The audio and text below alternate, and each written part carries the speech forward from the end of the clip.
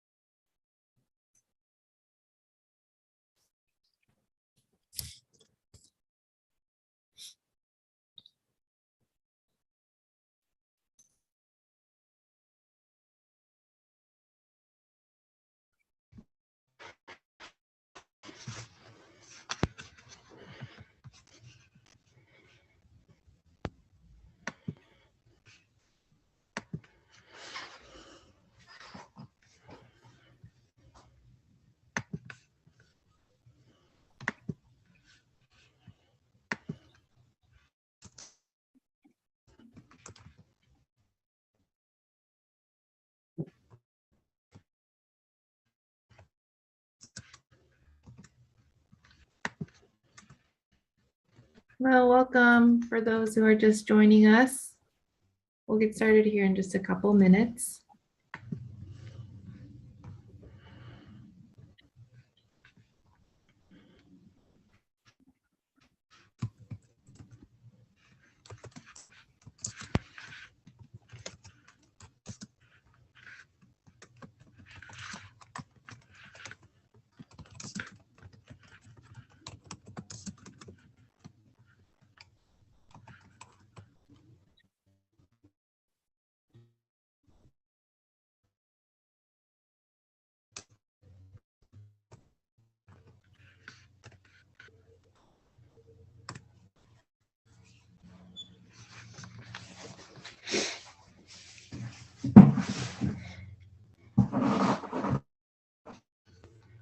Welcome everyone. Thanks for joining us. We're gonna wait just maybe another minute or two before we get started here. Let some other folks join us.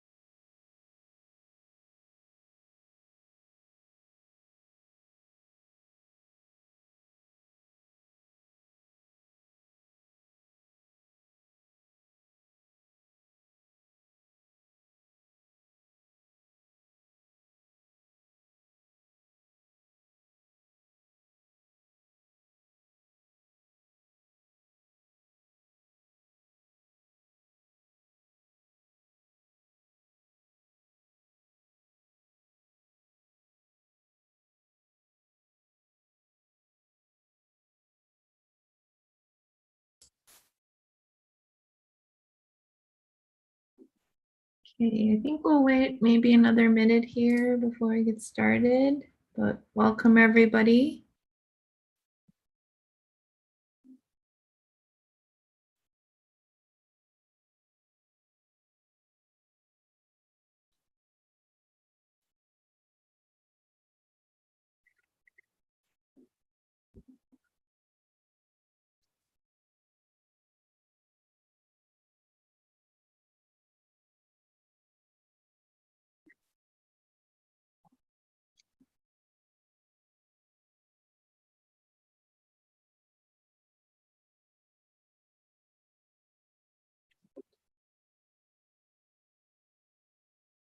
All right.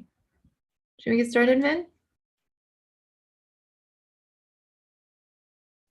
Yeah, that sounds great. Thank you, Irene. And Okay. I'll just note real quick that our usual facilitator that's here, Marty Frank, is out sick today with COVID. So send Marty a warm vibe.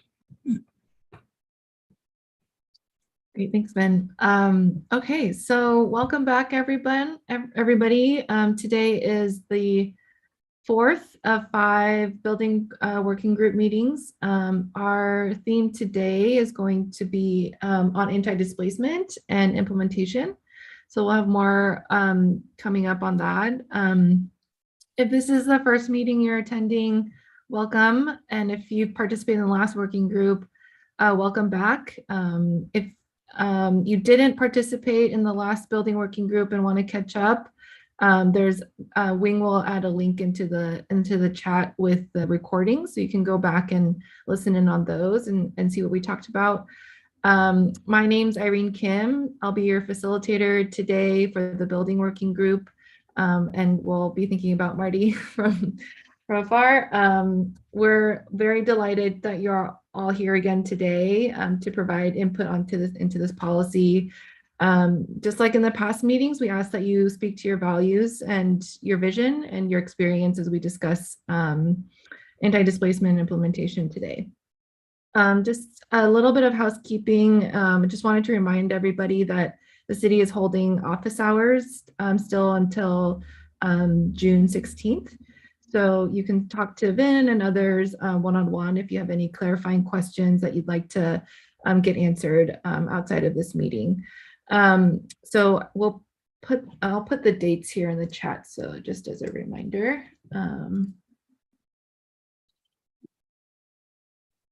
And then the building group working, I just wanted to, before we get started here, I just want to share a recap of the building working group from last week, and then also the tenant working group as well.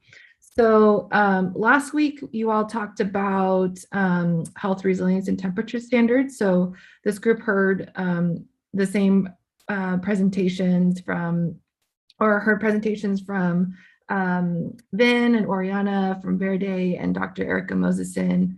And during the small group discussions about temperature standards, we heard about a lot of strategies about how people used to stay cool during events like the heat dome, things people did in their homes, including spending a lot of time in the basement, sitting in a cool tub of water, covering windows with blankets, things like that. We heard from one housing provider, they provided cooling kits to residents and are doing that again right now in preparation for summer. More permanent improvements participants mentioned include painting roofs white or using special heating repellent paint, tinting windows, installing central AC and ceiling fans. We also heard concerns about making improvements that help keep people cool. Foremost among these is the potential cost, especially of measures that require major changes to older buildings that require more expensive upgrades to electrical panels.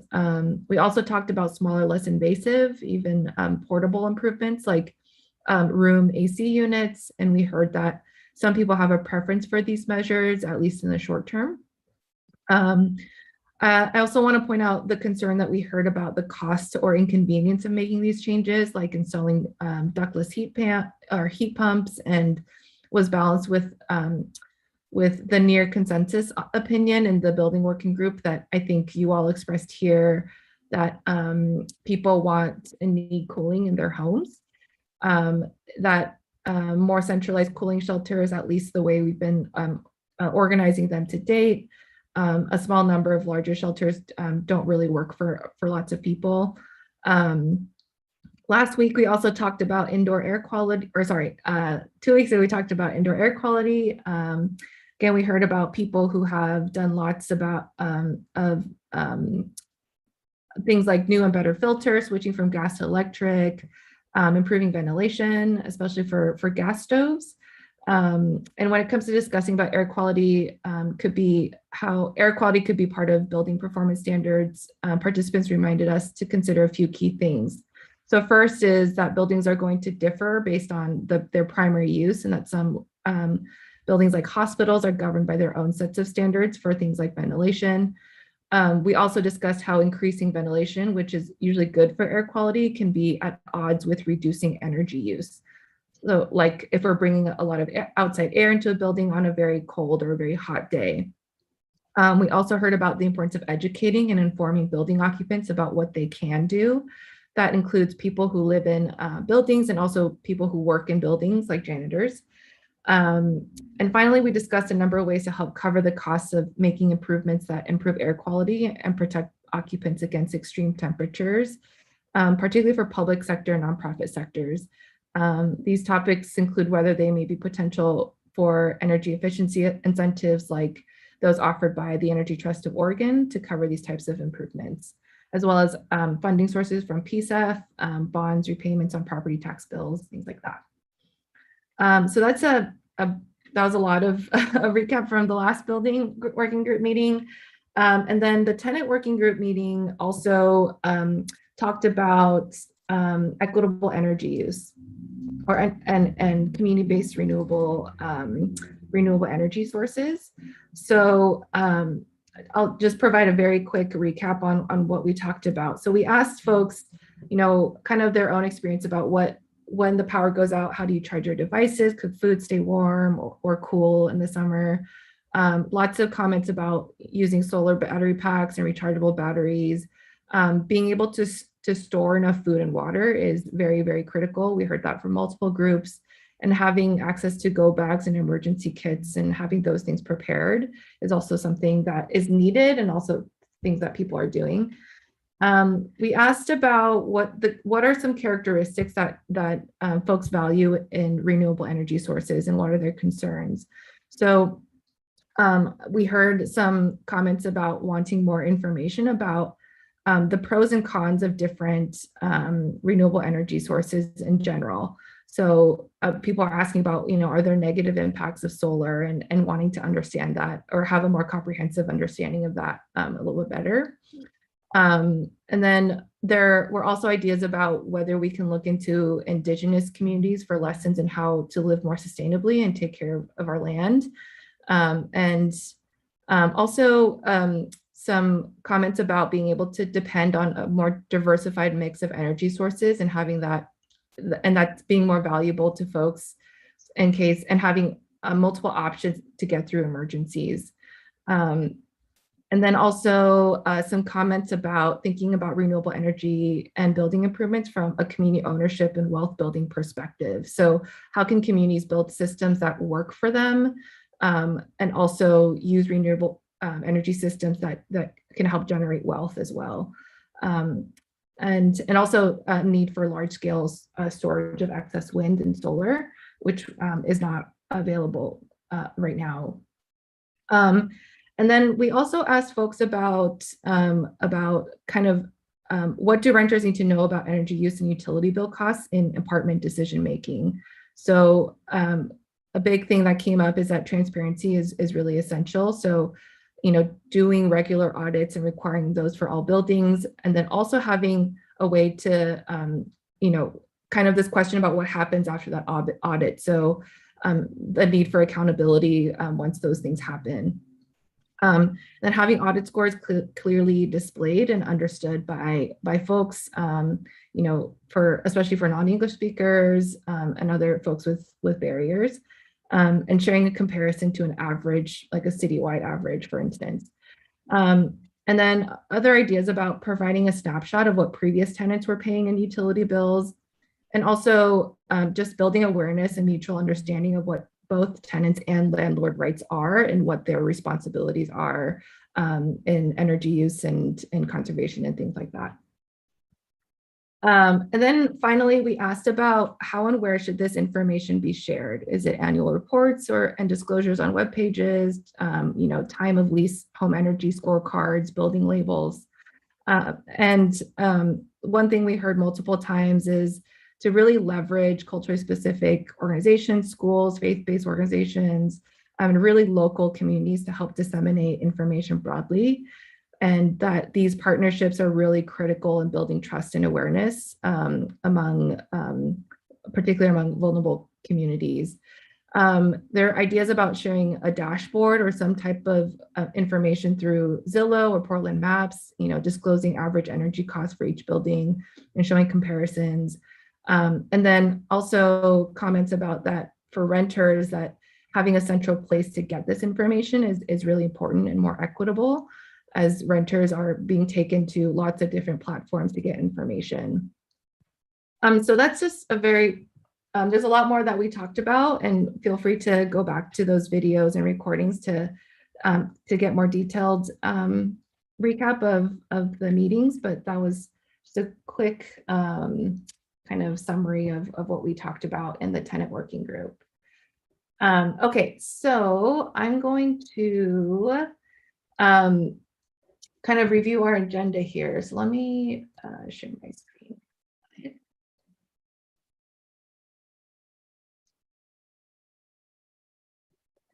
Okay, here we go. So we'll start with just some introductions per usual, and then we'll go, well, our first content block is going to be about anti-displacement cost considerations. We'll do a quick small group discussion, take a quick break, and then also talk about implementation of standards. And then we have kind of a large group discussion planned with polling questions and some discussion after each polling. And then we'll go over next steps at the end and close out. Just some quick reminders about just Zoom etiquette. Please stay on mute unless you are in discussion mode. Put yourselves on do not disturb on your phones and computers if possible to just limit any distractions. Please use the chat to pose any questions, you can respond to what you're hearing using reactions or things like that. And if you're having any technical issues, please send a message to any staff on the call today, or you can message Wing. He'll be able to help you out. So as we've done before, I'd like if everyone can sort of rename themselves on your Zoom, and please add your names and pronouns and affiliation. And feel free to introduce yourself on the chat as well, but that'll be helpful to kind of reference that participants list and kind of see what everyone's pronouns and affiliation is. So if you can update that, that would be wonderful. Okay, so I will turn it over to Vin now to start us off in our first topic here. All right, thanks, Irene.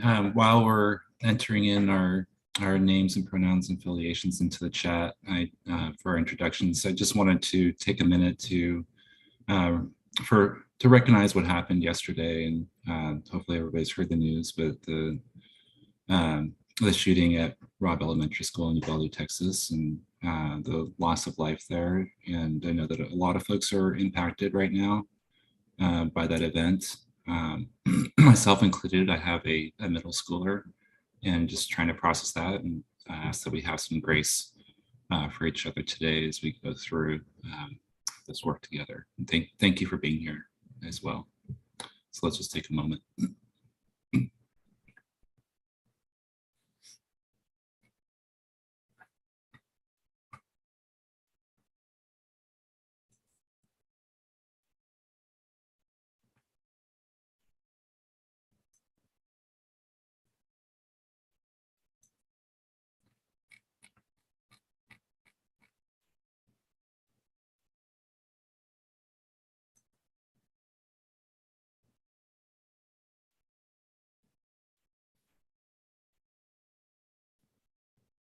All right, deep breath. So building working group number 4, this is the 4th of 4 today. And for those who are here the whole time, especially thank you, or your organizations if they're here the whole time. And then some folks were sent at different times to the working group meetings. It's been very, very productive from our end in hearing your feedback and helping us refine this policy concept. So let's see, when I go into presenter mode, I have to move around a few windows.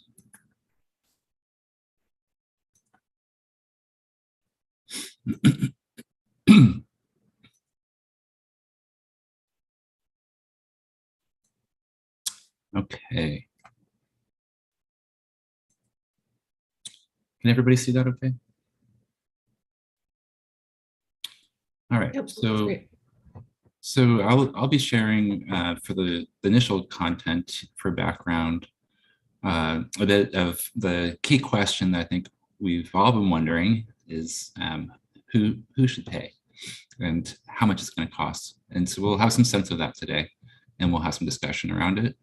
And then the second content block and larger group discussion that Irene was referring to will be joined by Zack Hart from the Institute of Market Transformation to go back to that kind of tale of two cities that we looked at the second building working group of Boston and Denver and what they've been doing with building performance standards. Before we go there, can you advance a slide? I wanted to just go back to the big vision here for a second, because we've really considered these standards in more detail over the last 2 meetings, looking at first the equitable and energy standards and then at the health, resilience, and temperature standards, and helping really flesh out what those might be. And then before we go into implementation, I wanted to just go big here for a second and be thinking about like, what is it we're trying to accomplish? And this is a long-term policy out 25 years to 2050. So we're building the structure. The policy won't start. Well, one of the questions will be, when should it start? So it doesn't start anytime this year or next. It's really long-term thinking. And what we want to get to are healthier buildings, whether they're where we work in commercial buildings or where we live, if you're in multifamily residential. We also want more energy efficient, renewably powered, and even regenerative buildings. And then also be resilient to the impacts of climate change in our future. And then central to this work is to be thinking about those who are in our community who are low-income tenants that could potentially be displaced because of this policy. And what we really want to do is reduce displacement and think about anti-displacement. That is the center of our work today. So as we started off every meeting, we list the 5 components of the standards that we're proposing for rental housing. It's called the HART. So you can see the acronym down the left here: health, equitable energy, anti-displacement, resilience, and temperature. We've covered the other 4 pieces on the edges here already in the last 2 meetings, and today the focus is on anti-displacement, so preventing displacement of people, and both tenants in both commercial and multifamily. So what we've heard about displacement so far, whether it's in the previous work with BuildShift or in our work together here in the working groups. So we want to reduce energy cost burden, reduce the bills for those tenants who are on the margins. So that can be done through energy efficiency to reduce the energy bills. Another way to get to carbon emissions and reducing carbon emissions to meet the city's goals for zero carbon emissions by 2050 is to increase the renewable energy supply. And that process is already in play on electricity through the House Bill 2021, which will bring us to 100% zero carbon by 2040. In Portland, we have goals with the utilities, the 2 electric utilities, to get there by 2030. And we know that renewable energy at this time does cost more. And so the utility bills could go up. But there's also a House bill that passed last year. And thank you for everyone here. I know that there's quite a few folks who worked on both of these House bills in the state legislature last year. The HB 2475, House Bill 2475, will create differentiated rate classes. And until that formal process happens through the Public Utility Commission, our electric utilities are pursuing and establishing income qualified bill discounts. So for instance, PG has proposed a 25% discount for low-income customers. So that's one way to think about displacement, is reducing energy bills. But the other aspect of that is thinking about the improvements that are made to reduce the bills. So let's say if a heat pump, which can be quite costly, is made as an investment that has many benefits to it. But that extra cost, we don't want that to pass through. So we want to minimize the pass through of compliance costs to renters. And we'll talk about some ways to do that. We think about funding and financing here soon. Another one, an unintended consequence we want to avoid is to maintain rental housing stock and affordability. Because if we are taking rental housing off the market, then affordability goes down generally across the city. An example of that was when we looked at 2 different types of approaches for carbon emission limits. And one was called the absolute emission limits approach, which I'm not going to go into in detail, a comment that I heard from in my discussion group was that we need to be careful not to go too far too fast, because apartment buildings that aren't even close to meeting the carbon emission target could actually decide to shut down and then sell the property and have it redeveloped. So that really doesn't accomplish what we want to do with carbon emissions, because we lose the embodied carbon of the building, but also is taking housing off the market. And then in the last meeting, we also heard that we needed to consider the relocation of tenants when there's these building retrofits. So if the scale of the building retrofits is large enough, then that might require closing the building for a while and relocating tenants. And that's something we also want to avoid. So thinking of that, I wanted to share some ideas of compliance retrofit examples that have been discussed so far. So one is thinking about improving indoor air quality. And examples of that are ventilation filters to capture pollutants and airborne diseases. Another is residential stove ventilation to the outdoors, and reducing the risk of combustion through indoors with natural gas stoves. And then improving resilience to heat waves through air conditioning or heat pumps. Air conditioning being very affordable, heat pumps being more expensive.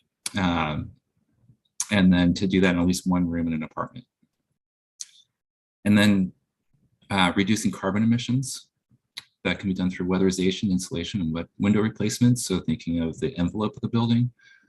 And it can also be done through the mechanical system, or also called the heating, ventilation, air conditioning systems, to upgrade those. Another way to reduce carbon emissions is to add rooftop solar. And one thing to think about, though, before we go to renewable energy approaches, is that we really need to combine it with more energy efficiency, because it's a lot less expensive to install solar on an energy efficient building than it is on an inefficient building. So these are some examples, a wide range of costs involved. But in terms of the whether or not relocation is necessary, on the surface, it may seem like, oh, these can all be done without relocation of tenants. But at the same time, I think we need to look at that closely as we proceed further, because some of these require electrical panel upgrades. And once we get into electrical panels, there's wiring issues. And so when we think about like what is especially near-term impacts versus long-term, near-term, let's say between now and 2030 versus long-term out to 2050, if there are necessary updates to electrical systems, then that can be significant. And we want to, as best we can, not to require closing apartment buildings to do that work, as well as commercial.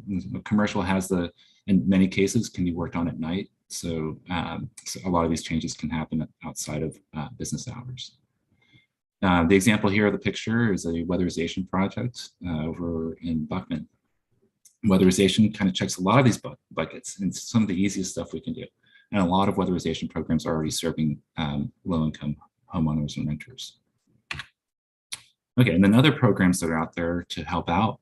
We do have a few that exist. Some of you might be familiar, maybe not. There haven't been a lot of projects that have gone through this yet, but it's Property Fit. And that's through Prosper Portland in coordination with Multnomah County, many years in the making. It's a property assessed financing mechanism to fund energy improvements and renewable energy. And the energy savings are then used in repayment through property tax assessment. So that's financing. A source of funding that I think we were all familiar with in Portland, but it's the Portland Clean Energy and Community Benefits Fund, also called PCEF commonly. And there is a component of PCEF that is to reduce carbon emissions, but also advance racial and social justice. So again, it is beyond just energy, renewable energy, but that's the piece that really intersects with our work, what we're trying to do with these climate health standards. We'll note that the guiding principles here for PCEF of being justice-driven, community-powered, and accountable.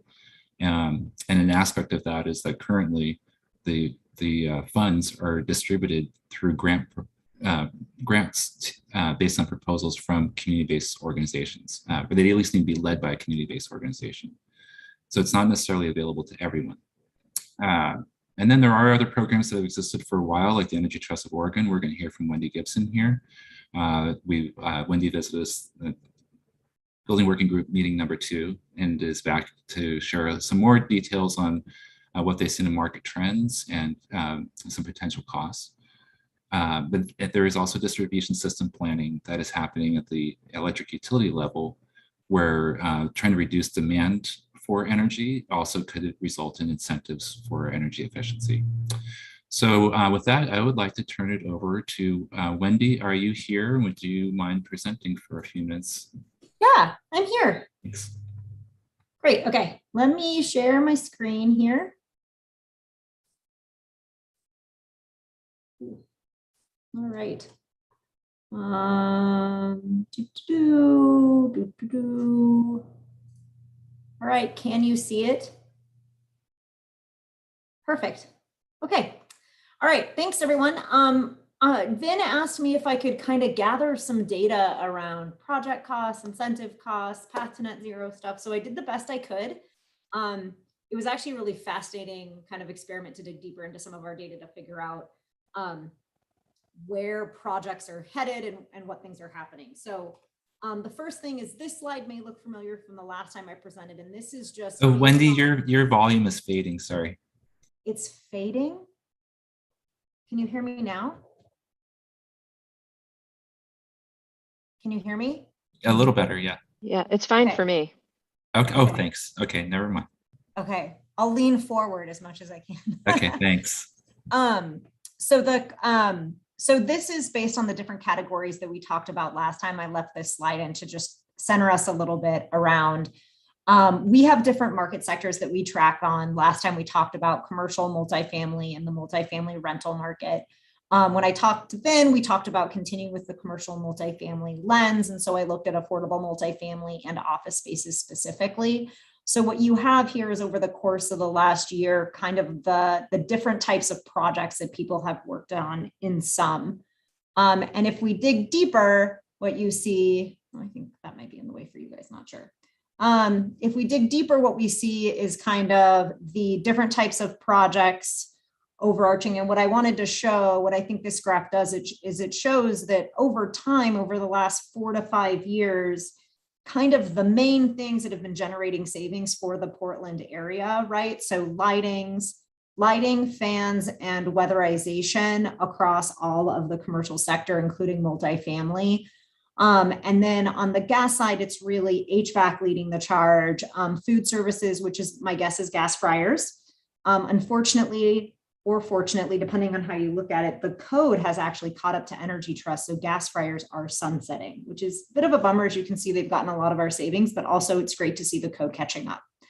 And then some of the other measures are retro commissioning, which we're actually seeing more and more organizations doing. And I personally, coming from a facility standpoint, find that pretty exciting, because it's taking a look at your current building and actually looking at how you can manage it better. So operations and maintenance is always a great way to think about energy efficiency and savings, right? Because it doesn't matter how well you install an HVAC system or a lighting control system. If people don't know how to use it, you're never going to get to net zero. And I think that's an important piece.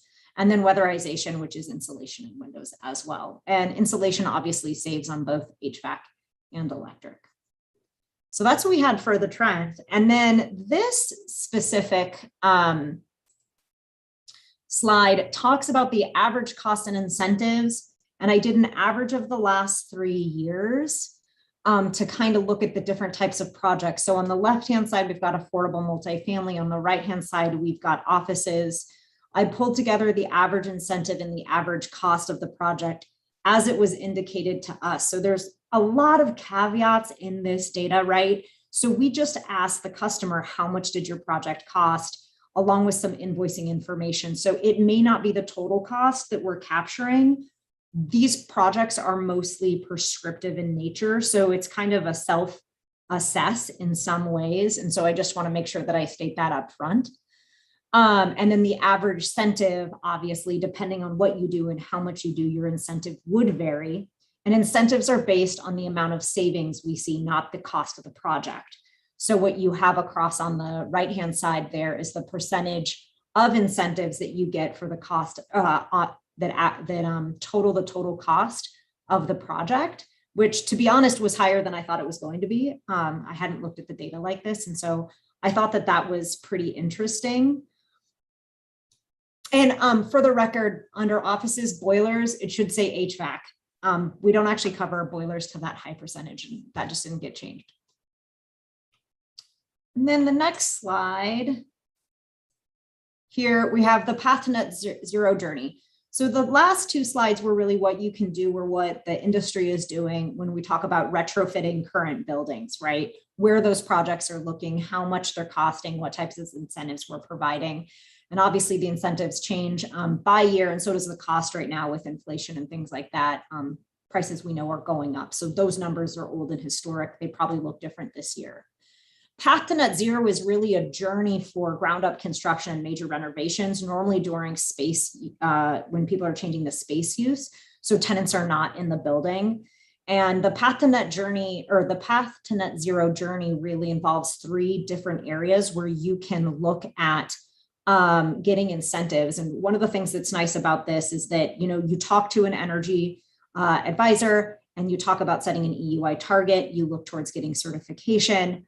And then throughout the process in these different areas that are noted on this slide, you're actually getting incentives throughout the process to recoup some of those funds. So I looked at different case studies to see if I could just get some average costs, because we don't have aggregate data for this information. So I kind of had to go off one-off case studies. So I was able to find savings in the incentive we got for all but one of them. And that's just because I was looking at the case studies. I'm sure if I would have gone in to dig deeper into the data, I know I would have been able to find it. So what you can see here really is that those buildings that are building or doing major retrofits to path to net zero are using significantly less energy usage, saving tens of thousands of dollars a year. And the incentive that they're getting has a wide range, but it also depends on the type of thing they're doing. So I was able to pull some information around what's happening right now with the Path to Net Zero offering. And currently there are 40 multifamily projects in the works through the Path to Net Zero offering. Multifamily sites are in general the most active market sector in the offering. There are over 150 active projects statewide, with more than 100 of those in the Portland metro area. As you can see, the incentives vary widely based on the project owner, based on what the project owners decide to do and the incentives available at the time. We're seeing the cost or the incentive being about 50 cents a kWh or $3.50 a therm. I will say that in general, those numbers can change. So that's very broad sweeping. It kind of depends on the market and how much things are costing and how incentives are changing. But in general, that's what we're seeing right now. Project costs vary widely based on what technologies are deployed. Some of the examples of different technologies include shading, which I think it was the Yellowhawk Tribal Health Center. Each one of these actually has a case study you can go look at. They actually used some shading to significantly reduce the size of the HVAC system they needed, which I thought was really interesting. So shading, high performance windows and building envelopes, energy recovery ventilators, HVAC efficiency, and then across the spectrum, what most Path to Net Zero buildings are doing is looking at utilizing high performance lighting. That's a pretty big technology across all of our platforms. And then let's see. So this slide is also from last year, but I did just want to highlight again, just the different things that are happening in the existing building space on the Energy Trust side currently, as we think about moving into the future. So one of the things that Energy Trust has talked about is anti-displacement, and how do we make sure to keep people, in the spaces that they are. So we're having that conversation too, and I just wanted to acknowledge that, because we recognize that we're providing incentives to perhaps, support a naturally occurring affordable multifamily space or something like that. And how do we make sure that it is going to stay that way? One of the ways that we've thought about doing that is saying, hey, we'll give you these incentives as long as you promise to do that, but we're not sure exactly what that looks like. So some of our happenings are, we have increased gas bonuses in the market right now. We're launching a small business offering that is focusing on the BIPOC community, and also those organizations that are acting as severe weather shelters. We do a contractor development pathway that supports the BIPOC community, contractors moving into the Trade Ally Network. And we're also looking at complementary funding and community-based organization funding as well. So that's it, Vin. Hopefully that got some good information out. Thank you, Wendy. And if we didn't get enough, there is a Q&A right now. I think we can just start that, right, Irene? Yeah. Okay, can I start with a question? Yeah. Yes, go ahead. Wendy, you mentioned, affordable multifamily. Is that naturally occurring or regulated or both? And my guess is that it's both. So on energy trust forms, you can indicate that you're an affordable multifamily location or you're low income. So my guess is that that is a self-identified form metric.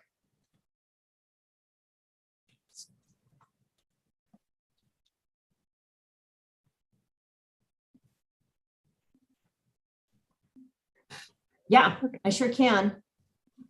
Hold on, let me get there.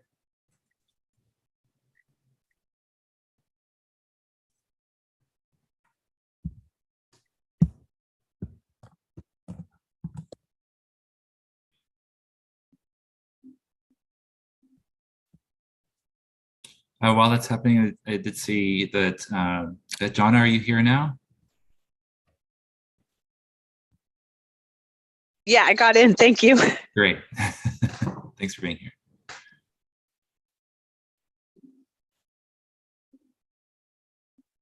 All right. Any other clarifying questions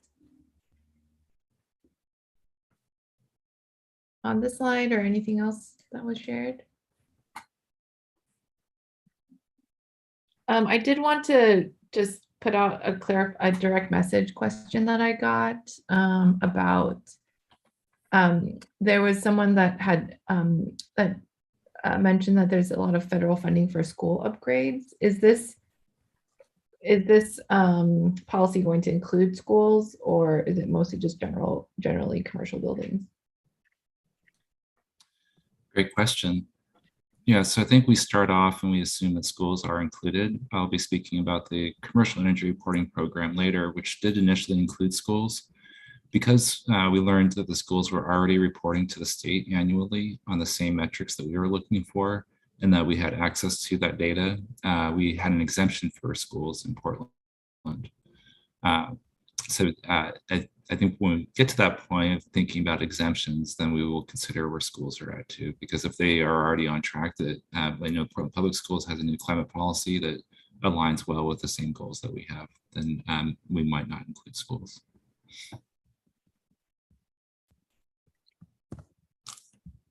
I see a clarifying question here from Tim Lynch. I think it was on a slide about the multifamily cost per rental unit. Maybe, is this what you're thinking of? Tim, I don't have anything per rental unit.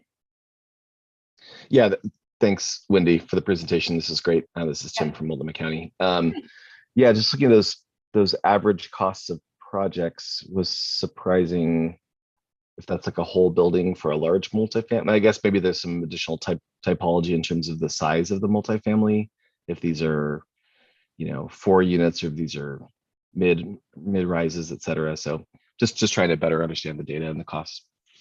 Yeah, so Tim, like that caveat, I mean, it could be that, like, for instance, 1 year, like on the HVAC affordable multifamily, there was a boiler that was replaced, right? So HVAC includes like ductless heat pumps, controls, boilers. So it's a lump category, right? And if you've got something that's a huge project, it can really blow that average out of the water one way or the other. Or some years you just don't get a lot of affordable multifamily, or you only get 1 or 2 projects. And depending on their size, it can really skew. I did average over 3 years, but I didn't go back and look at what the N is for each of these, which could drastically change the numbers we're seeing.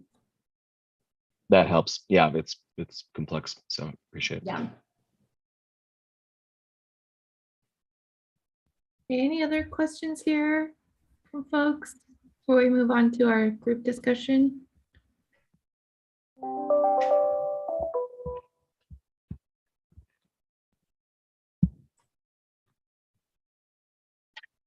And Diana, I see you unmuted yourself. Do you have a question? Just want to make sure. No, sorry.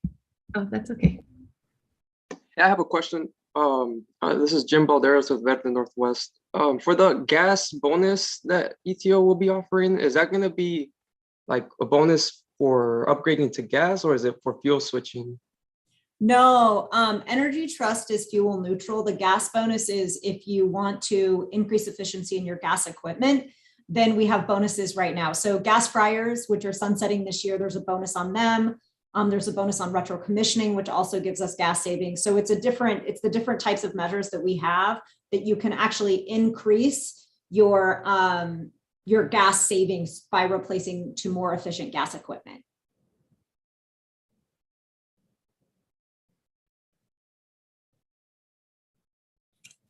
I have another question. Yeah. Since we have a little bit of time still. Wendy, you listed those 4 case studies, and I noticed that EcoFlats was in there, and I think EcoFlats is a fairly recently built project. Are all 4 major remodels, and is it because EcoFlats kind of originally designed themselves to be very efficient and then joined Path to Net Zero as a remodel later? You know what? I don't know the answer to that because I wasn't here, and the Path to Net Zero is a tangential program to mine, but I could definitely find out.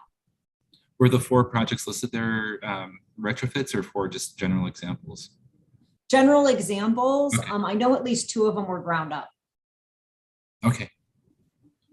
Yeah, so as we break out, one thing to consider is that working with the Energy Trust and now with Portland Clean Energy Fund, a lot of projects and buildings are already on their way to implement measures that would already be compliant with at least the first near-term phases of the building performance standards that we're proposing.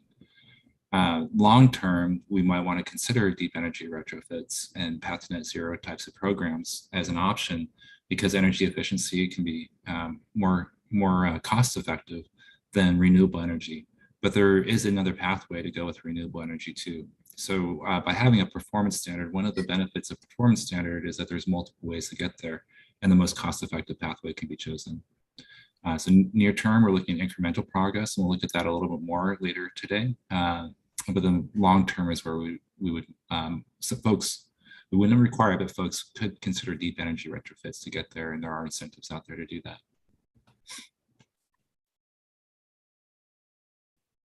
Okay, so before we go into breakout rooms, I wanted to just quickly remind you all of and share out the values sort of wordle that we did in our second building working group meeting, and then go over some ground rules, and then share the questions that we have for this discussion as well.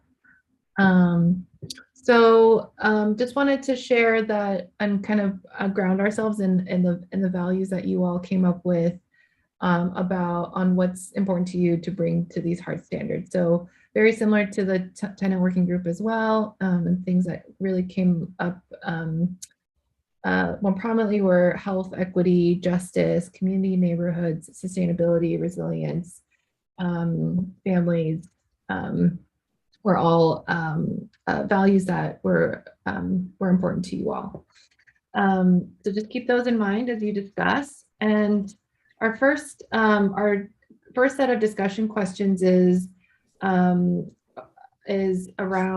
kind of identifying options to pay for compliance with climate and health standards. So how can building investments be funded to meet the standards such that building owners and managers do not pass the costs on to renters?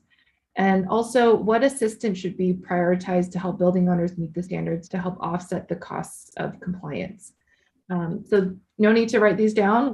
The facilitator will share these out again, but just wanted to share these out now. And then just real quickly wanted to go over ground rules. So I'll turn over to Vin to go over those. Thanks, Irene. I thought it'd be useful to go over these one more time, particularly as we are changing our format for the second discussion group. So we have been going into small group breakouts. I think it's, from what I hear, it's going really well. It's been going well in the groups I've been in. But when we get into the large group, there will be more folks in the room. And so I wanted to emphasize some of these ground rules. So listen to understand and not necessarily respond, like really try to add to the conversation rather than just changing it to the whatever you're bringing to the table, but please bring that too, but please listen to the person prior to you and those that came before that.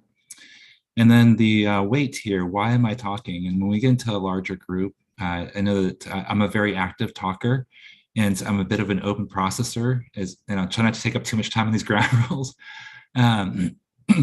And just consider if you're like me to really give some more space. Then let's skip down to the last one. We've gone through these ground rules before, but let's skip to the last one for a second here, is making space for all to be heard. That's a fill in the blank in our BPS, Bureau Planning and Sustainability ground rules. And so I filled in the blank with make space for all to be heard.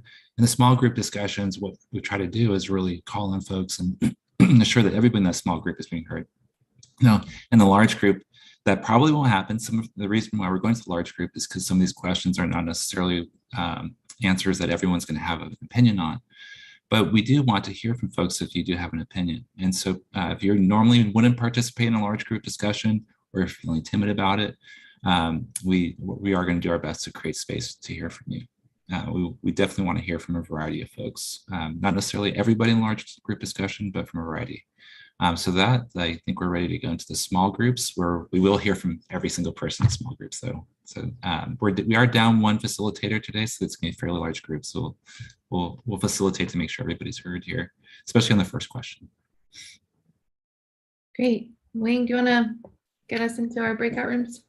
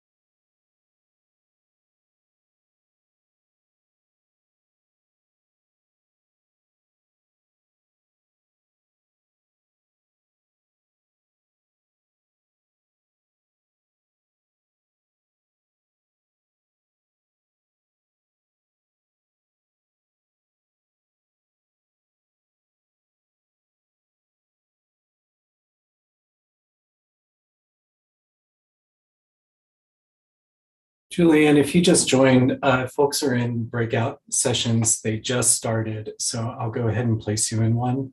Okay, So- great. Thank you so much. Sorry I'm late. I had connectivity issues. Hey, no problem. Hold on just a sec. Thank you.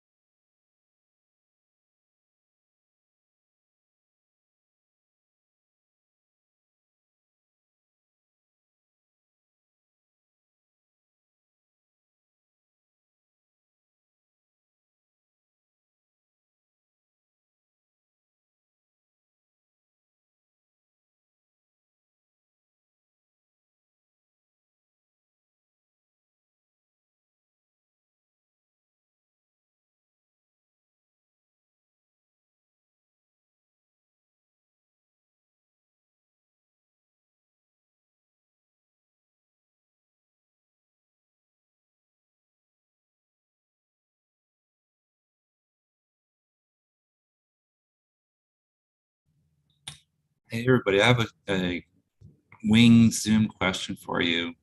We had quite a bit of activity within our chat in our breakout room. Is that saved?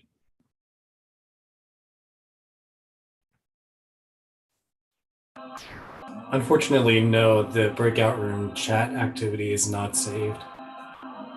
So if there are additional comments that are coming through, please email me directly with your comments so that I'll be able to capture that. And apologies for that. We ran out of time, and I'm sure you all did too. We were short a facilitator unexpectedly this morning. And so I want to apologize for that, especially for the folks who didn't get a chance to speak, which was several people within my group. So when we start again, I guess that is our small group breakout. I was gonna say, when we go back to breakouts, let's start with you all, but apologies. And again, please do email me directly, or you can enter your comments into the chat now too, which is, well, will be saved. Yeah, we didn't, here, I'll put the questions in the chat again, because our group also didn't get a chance to get to question 2. So if folks didn't get a chance to kind of complete their thoughts or answer all the questions, feel free to add your thoughts to the chat as well. We'd love to make sure we record that and have that. Okay, so let's do some report out real quick. And we'll start with Andrea's group. Any kind of key takeaways or highlights from your group, Andrea? Yeah, I think the question didn't really resonate the way it was framed. So we kind of reframed it a little bit and just talked about whose responsibility is it to pay? Is it public? Is it private? Is it shared?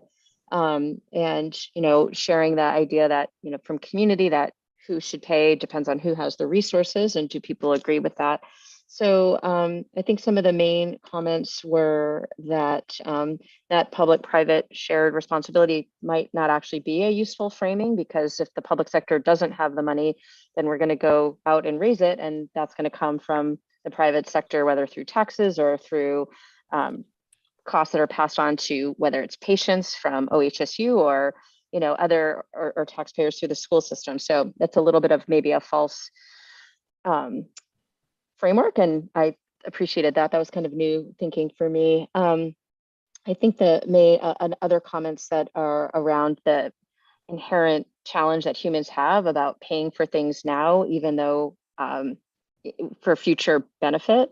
But the idea is that we need to change that risk assessment, and we need to incent early action because this existential crisis is here now, even though it doesn't necessarily feel that way to everybody. I think I'll just stop there. Okay, great. Thanks, Andrea. Well, Dirk is having some audio issues, so we might skip him for the report out. So let's go to Vin, and then I'll do a report out as well. Vin? Okay, thanks.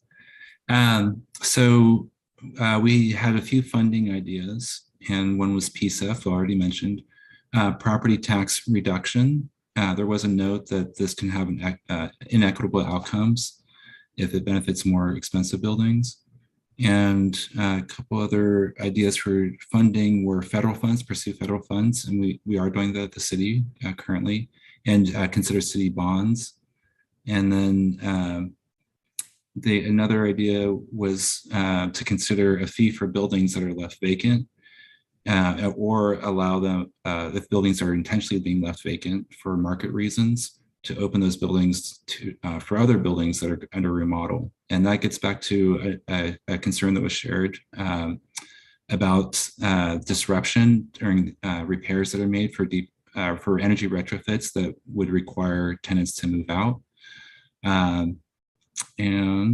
Let's see, maybe one more in here. What am I missing? Oh, and that there wasn't some experience around commercial HVAC upgrades in commercial buildings, so heating, ventilation, air conditioning units that did require vacating buildings. Great, thanks, Vin. Yeah, so my group talked about some key highlights here are that just acknowledging that that there might be different approaches required for different buildings. So multifamily buildings might not be available for or funding incentives for multifamily buildings might not be available for commercial buildings. Just better understanding of all the funding sources and making sure that there's efficiencies there, kind of de-siloing of different funding programs and more kind of cooperation among all the different sort of public or private funding sources that are available. And then let's see. And then also looking, there's comments about that statewide or metro-wide funding strategies are probably more efficient than, and kind of would like to see more statewide programs.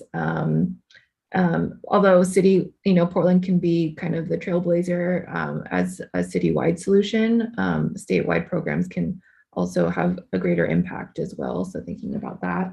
And then I'll stop there just for sake of time. Anyone, Dirk is having audio issues, but does anyone from Dirk's group want to share some key highlights from your group? I could, or Kara, Yeah. she and I did most of the talking, I think. Go ahead, Terry. Yeah, so our group, we talked about prioritizing these kind of projects when they come in, and I expressed that that's a problem that we have right now because so many things are being prioritized. We're doing so much low-income housing, shelters, and there's the airport. We have a ton of things that have been given the top priority, which is probably 70% of our work now. So it doesn't do well anymore to prioritize. We talked a little about all these other things, requirements that drop in when you get a building permit. There was a note in the comment, and I stressed that it's not our bureau, all the things that were listed. Other bureaus put things in. We are totally independent from each other. And there's a lot of things that are dropped in on the building permit side. Bureau of Development Services looks at land use and building code, and that's it. But water, BES, transportation, system development charges, those are all things that are hung on top of these projects when they come in. So we have very little control over that. And then we talked about that it was important to find funding sources outside of just these projects, or they're not going to happen. That's just the way it is. Great, thanks, Terry. I appreciate that. Okay, so let's take a 5-minute break here, and then we'll come back and have some large group polling around implementation. So let's come back here at. Oh, Irene, sorry. Did you report back? I'm sorry, what was that? Did you have a report back? Yes, I did. Okay, sorry. I was making some notes. Okay, great. No worries. So let's come back here at 1:23. So we'll do a 5-minute break. Please come back at 1:23, and you can turn your camera off and unmute yourself as well. Thank you.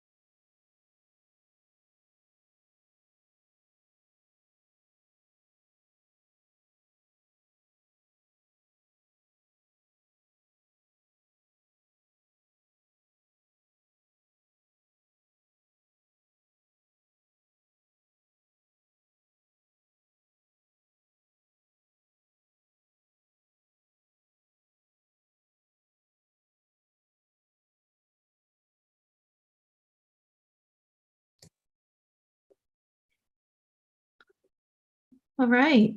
So if you all, hopefully you all are back. If you can give me a reaction or show your video real quick, just let me know that you're all there. Be helpful. Great. Thank you so much. Okay, so let's go into our next topic here around implementation of standards. So this is we won't do small breakout rooms this time. We're gonna do polling and large group discussion.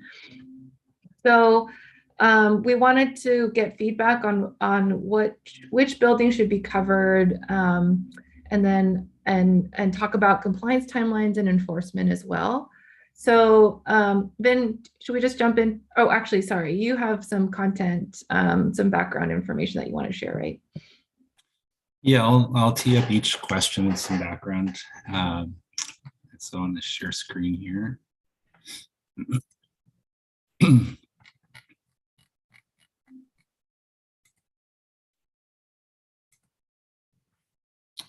That's not the slide I want to be on. All right, back to the vision for a second. I'll jump ahead. Okay, so we'll cover 3 different groups over the next hour of kind of key decisions in a large group format, the first being covered buildings. So I wanted to share a little background on what we already are covering through the Portland Commercial Energy Reporting Disclosure Program that we have. This started in 2015, and we started collecting data from the 1,000 largest buildings in Portland, which I'll describe again in a minute. The types of data we include are carbon emissions and broken down by both electricity and natural gas. But in addition, there's some other metrics here that are collected. So we have site energy use intensity. We also collect source energy use intensity for the energy nerds that are here. But site energy use intensity is one that we publish on an annual basis. So we have four reports that are out there. Dirk, I think you're having audio issues, but if you are not having technical issues too, if you wouldn't mind pasting into the chat the documents section of that program that you manage, so folks can access those reports if they're interested in learning more. Another key metric is Energy Star score. This is a 1 to 100 score, 100 being the top, like a test for school, 1 being at the bottom. 75 or higher are eligible to earn Energy Star certification, which is a distinction within the market of highly performing buildings on an energy basis. As of November 2020, when we stopped collecting data on this, we did take a 2-year break during the pandemic. But as of November 2020, we have 144 buildings that have certified Energy Star. It uses the same logo that you might see on appliances in your own homes too. So it's similar, it's run through the Environmental Protection Agency at the federal level. So we take the data every year and we put it onto a map. And so Dirk, if you're here, if you could paste that into the chat, a link to the map. It's an interactive map where you can select the buildings that you want to look at, office buildings, office buildings, not warehouses, grocery stores, hospitals, and have a comparison of what their site energy use intensity is, or the Energy Star scores, for instance. In this case, I'm looking at all buildings in the snip that I took here. And I'm showing a range of energy performance, red being that they didn't comply that year, and then working our way up through orange, yellow, orange being the lowest performing, up to purple being the highest performing. So that's a way that folks, if they're a tenant, can then, or if they're looking to purchase the building, can get a sense of the quality of the building. And then let's see, so there are some other filters that can be selected, like just looking at Energy Star certified buildings only. Some other data that we're able to capture through this is for the commercial buildings that submit, we have a sense, this most recent data from 2019, we have a sense for what the breakdown is in terms of emissions between different building sectors. So office buildings and hospitals are some of the, as whole building sectors are some of the highest users of energy and emitters of carbon dioxide. And then some others in here you can see are grocery stores and hotels, universities, but other categories quite large. And if you look to the report, you can see that broken down further. So with 4 years of data, we were able to get a sense for what's been the improvement in a weather normalized, so adjusted for like hot and cool years and summers and winters, weather normalized site energy use intensity. And so this is one of the ways we can measure our progress towards our 2015 climate action goal, which is a 50% reduction in energy use by 2030. Unfortunately, in the 4 years, we've seen not much progress. Really, overall, a 2.7% reduction. Most of that is within the grocery stores or here at the top. I know that's hard to read on the right side, but grocery stores are the one that you see that has significantly reduced their energy use. That's partially, if not fully, due to energy trust incentives that were targeted for grocery stores. And there's a lot of national chain response to those using those energy trust incentives. So thank you, Wendy, for that. But the others, we are needing to make much greater progress to meet our 50% reduction goal. Okay, so the types of buildings that we do cover for commercial are 20,000 square feet on up. This is about the largest 1,000 commercial buildings in Portland. So I have an example here. This is the Burnside Rocket. Some of you might know it because of the restaurant that's on top, Noble Rot. It's over on the east side on Burnside and 10th Avenue. That is a 20,000 square foot building, 4 stories. You get a sense for its size. So it's that size and larger that we currently regulate for reporting to the city, and then we disclose it through our mapping and the energy performance results. Oh, I just realized that I am not presenter mode. Let's try that. That'll be a little easier to read, especially on this one, right?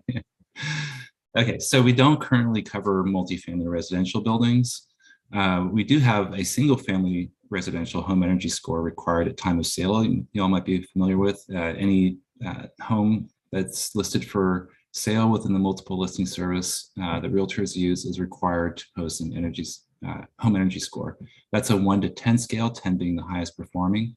This type of score will be available to multifamily very soon. So both the federal U.S. Department of Energy and the Oregon Department of Energy are also coordinating to develop a version of this for multifamily residential. So I wanted to share a little bit of background and then we'll break out here. So when we think about like what is the appropriate size threshold, something to consider is when we look across the entire building sector in Portland, if we just use 20,000 square foot as a threshold, as we do for the commercial program, that would capture about 3,500 buildings in Portland, 1,500 commercial, 2,000 multifamily. The extra on the commercial are things like warehouses that we don't currently cover in the commercial program. So industrial is another potential one. Industrial does have its own track of engagement right now. But just to get a sense for it, so we can cover 50% of the greenhouse gas emissions by regulating only 3,500 of the buildings. So that's 1.8% of the number of buildings are responsible for 50% of the carbon dioxide emissions. So very significant for administratively to focus on the larger buildings versus all of the buildings in Portland. Okay, so that's the background I want to share before we go into our questions and poll. Great, thanks, Vin. Okay, so there's a couple of just clarifying questions that I want that in the chat that I want to make sure we answer. So the maps have shown from the city over the weeks all seem to end with Montevilla. Is there any data from East Portland beyond 82nd? Yeah, that was a snapshot that I took, and it goes out to the city limits in all directions. Okay, great. And then are schools included in commercial buildings for our purposes? Do you want to, I think we answered that previously. Do you want to clarify again, Vin? Yeah, so schools are currently exempt from the commercial energy reporting because the data that we're looking for in terms of metrics is available through the state. The schools are required to report that same data to the state on an annual basis. So we already had access to it. But for this, for the policy that we're developing right now, the starting point is to assume that all buildings, including our own city-owned buildings, like the Portland building downtown, would be required to meet these standards. So schools included for right now. Okay, And then 2 more questions, and then we'll go into polling. So what percent of buildings would need to be regulated to get to 75% of emissions? Oh, I love the question. It's like, let's dive into the data more. I don't have that at my fingertips, but that would be a good one to consider. I think from my understanding of the data, though, having looked at it quite often now several years ago, is that to get to 75% of the emissions, I think it would be closer to a 10,000 square foot type of building, which would cover another about 10,000 buildings, by the way. Okay, and then of the large commercial multifamily buildings, is there a breakdown of the relevant or relative GHG impacts? The relative GHG impacts. So we could see like what the commercial emissions are versus multifamily. This is, we currently only collect data on the commercial level. We have built a ground up model, and there's a slide deck that we shared that has that in there. I can look for that if I get a minute here before the end. But basically the breakdown between commercial and multifamily based on that model, which has been trued up with their actual emissions too, in the year that was developed in 2017, or using 2017 as a baseline year. It's roughly 50% is commercial, and then about 20% is multifamily, and then about 30% is single family. Maybe it's more like 25% for multifamily, and then 30% for single family, and about 45% for commercial. Okay, great. Thanks, Vin. So let's go into our polling questions here, and Wing's going to open this up. So we have four polling questions. We'll go through these, and then after each polling question, we'll just pause for just to get your thoughts on why you chose a certain way. So the first question is, what minimum size of commercial buildings should the standards apply to? So the options here are larger than 20,000 square feet, 20,000 square feet feels about right, or smaller than 20,000 square feet.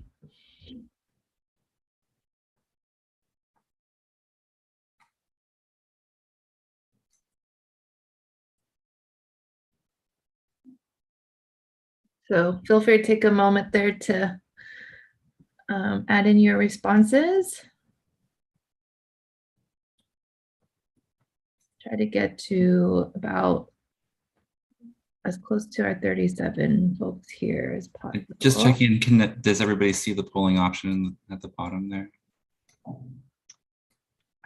Hi, Vin, this is Tim. Sorry to interrupt. Yes, I see the polling option. Just clarifying, commercial buildings does or does not include multifamily?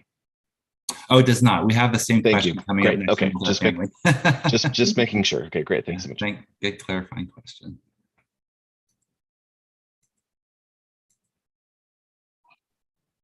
Okay, I think we got mostly everyone. So it looks like 20,000 square feet feels about right for most folks. And then there's also some preference for smaller than 20,000 square feet, and not a lot of a preference for larger than 20,000. So I guess let's start with those that felt like 20,000 seemed about right. Anyone want to chime in here about why you chose that option?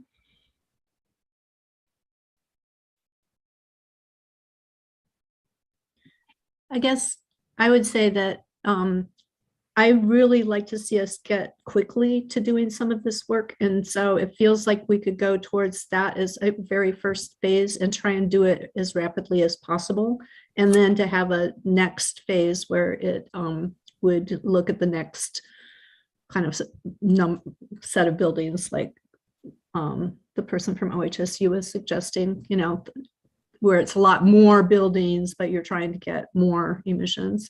But to quickly, we want to get something on the books and do it and find out what we need, you know, kind of troubleshoot the problem. Exactly. Implementing lessons learned at the next phase. Mm-hmm. We did phase that in. That's a great point. We phased in the commercial program at 50,000 square feet and larger, and then required 20,000 square feet and larger after that. And there were lessons learned along the way. Thank you for that. Does anyone want to add to that? Go ahead, Terry. Yeah, so I think what I see is that it's a pretty small number of buildings to get a large amount of savings, which means if there's a limited pool of money that's available to help, you can have the greatest effect by going after those buildings. Whereas to go to a smaller size, to pick up a limited amount, you're actually picking up a lot more buildings. You would have to split that pool into a lot more pieces. Mm-hmm. Yeah, I'm seeing some agreement on the chat there of your thoughts, Terry, and Diana's too. Yeah, and some folks, someone voted smaller than 20,000 based on the idea that Diana called out in concerning phases to include smaller buildings or less stringent requirements.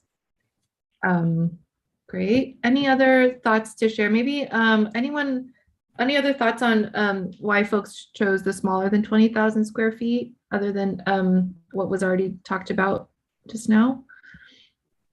I wanted to chime in there, Debbie Driscoll with Nia, because it takes a very different mindset to reach the smaller buildings. And I believe it does make a lot of sense to target the bigger buildings first, but starting with the mindset that it will reach a much broader population. So it has to achieve greater affordability and greater ability to reach a lot of people. We're seeing that in, for example, the strategic energy management type work that happens in energy efficiency. Of the way it's been designed for larger buildings just doesn't scale to smaller buildings. It takes a different mindset. And so keeping that at the forefront from the beginning so that it's possible to get to those. Mm-hmm. Yeah. Thank you. Great, thanks, Debbie. Just a quick clarifying question here. Has the city modeled cost differences between those square foot options? We haven't modeled cost differences. Okay. I put that smaller than 20,000 just because to make sure that we have it in the forefront that nobody is going to be exempt, and to say like maybe written in we can just say like we'll do these buildings first, but we're working on these buildings next, so that it can be in the forefront for folks to be planning for those trainings. I mean, for those changes before they come. So maybe the planning phase for the smaller than 20,000 could be happening while the changes are being made to the larger. Exactly. Learning from the larger buildings first. Yeah. Okay, any other final thoughts here before we move on to our second polling question? Yeah, I have something. This is Jim with Verde. I meant to choose like smaller than 20,000 feet, but I missed it. But I think that as we're moving forward, like just like as a society, people are downgrading commercial spaces just because of the work from home culture. I think maybe we should lower that 20,000 square feet threshold, just because people or like corporations and like organizations are buying smaller and renting out smaller spaces rather than these super big other like warehouse spaces. Yeah, that's a good point. Thanks, Jim. Yeah, thank you. Wing, I'm going to put out there if there's time, if you could run a second poll that has maybe a range of like 5,000, 10,000, 15,000 square feet for commercial. That's too much to do on the fly, I understand too. But let's move forward, because I think that could be interesting too. Or maybe we'll come back to the group by email and ask that same question. Okay, that sounds good. All right, so let's go to our second polling question. This is the same question except for with residential buildings. So what minimum size of residential buildings should the standards apply to? So the options here are larger than 20 units. 20 units feels about right. 10 units feels about right, or smaller than 10 units.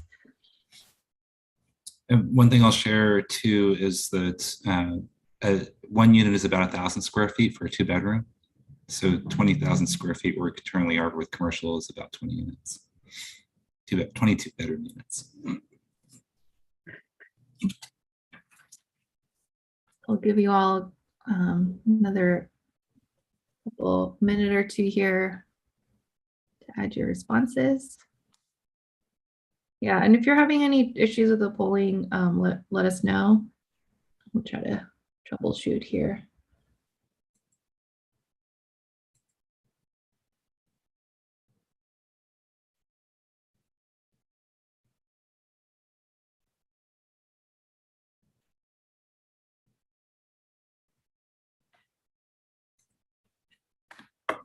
Okay, we'll wait for a few more to trickle in.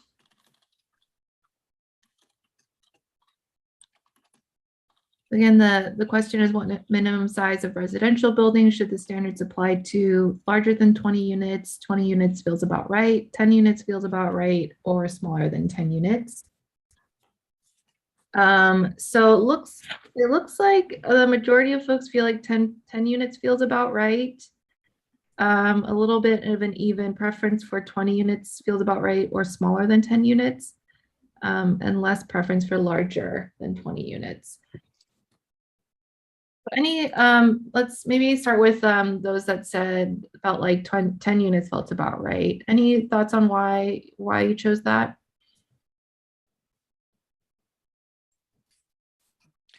This is Terry. I'd like to qualify it. It'd have been nice if Vin had given us some of the same, does 20 units or more, what percentage of the total number would that be affecting? I think that would have had an effect on my, whatever I chose, to have had some more of that kind of information. Yeah, why don't I just add a little more qualitative kind of information there too. And I also received a similar comment directly by email, Terry, and I like that idea of doing a follow-up email to everyone, breaking it down so you can see that will take some additional analysis on our end, particularly for multifamily residential, because we don't currently collect that data. But where we've talked about this in the build shift context is thinking in terms of equity, and that as Anjanette noted earlier, nobody's exempt from climate change, but there are low-income owners of small apartment buildings. And we don't necessarily want to put the burden on the smallest apartment buildings. So we have come into this, as you've seen the policy narrative concept, 4 units and larger. We will need to land some type of number there. But one thing to think about is what is the impact on, let's say, retired, not necessarily low income, but moderate income or even low income owners, where something like this could actually put that over the top and displace them from where they currently live.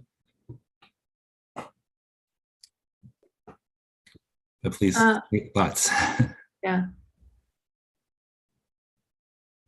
I just want to just make sure we point out some of the comments here in the chat, that it'd be great to look at data of asking about what size is needed to meet the goals. It'd be great to look at data to help set that minimum size. Someone chose 10, less than 10, because there's a threshold of 4 in place that gives the complex the label of being commercial. So that's a great point. And then if there are concerns about low-income owners, might it be better to set limits based on income rather than building size? Yeah, let's follow up about that, Debbie, see if there's data out there. That's an interesting way to look at it. Mm-hmm. Any other thoughts about folks that chose smaller than 10 units? Any thoughts to share about that, for why you chose that?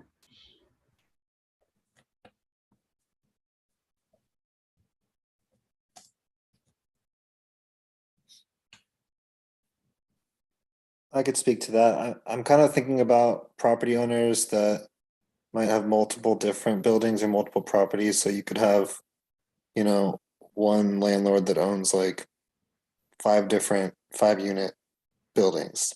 on different properties or even within the same property.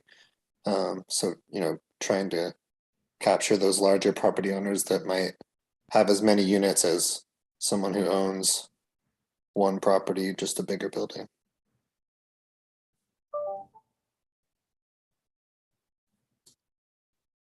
Great, thanks, Erin. Any other thoughts here? Okay, how about folks that chose larger than 20 units? Any thoughts from folks that chose that, but why you chose that?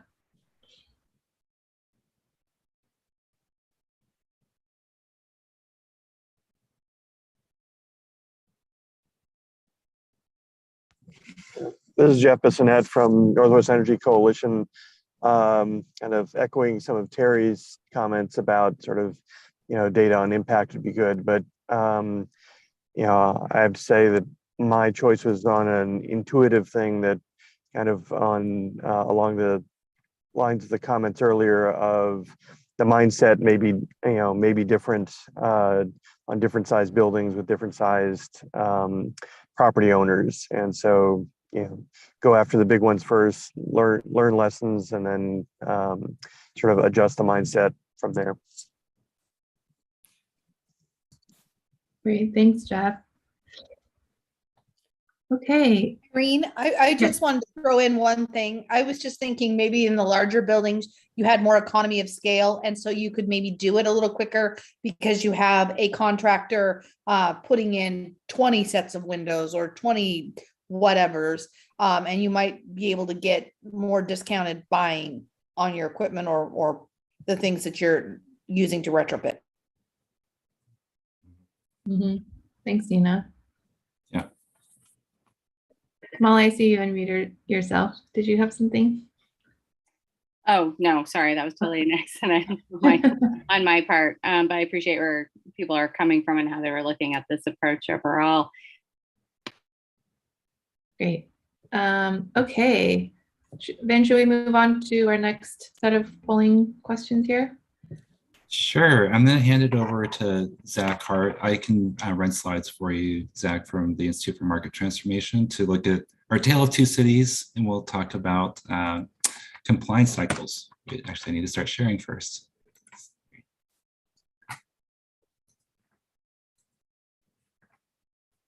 Okay.